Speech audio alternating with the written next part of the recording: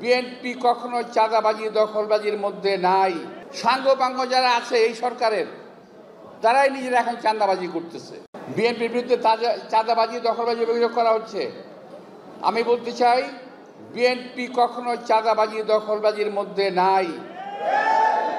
এখন প্রথম দিকে যারা করেছিল, আমাদের নেতা তারেক রহমান প্রায় 1 থেকে 1,500-এর মতো দল থেকে বহিষ্কার করেছে। আমরা তাদের বিরুদ্ধে ব্যবস্থা নিয়েছি, এখন নাই। তাহলে এখন চাঁদাবাজি করছে কারা?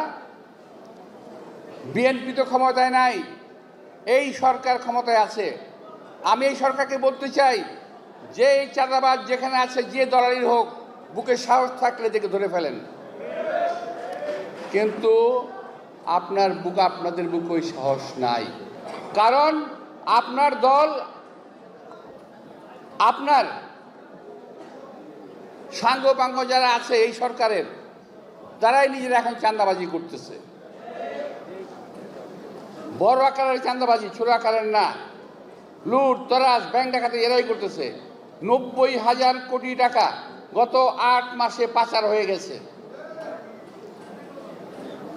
ভাই, এই অত্যাচারে তো আওয়ামী লীগকে আমরা তাড়িয়েছি। হাজার হাজার কোটি টাকা পাচার করেছে। এখন আমরা পাচারকারীদের পাল্লায় আছি।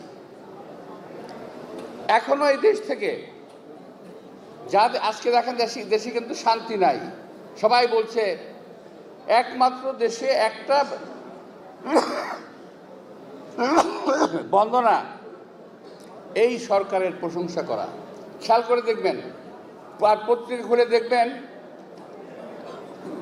খুলে দেখবেন এই সরকারের বিরুদ্ধে কোনো কথা লেখা হচ্ছে না। কোনো পত্রপত্রিকায়, ইলেকট্রনিক মিডিয়া, কোনো মিডিয়াতে সরকারের বিরুদ্ধে কোনো কথা নাই, সরকারের সমালোচনা নাই। মিডিয়ার আজকে স্বাধীনতা নাই।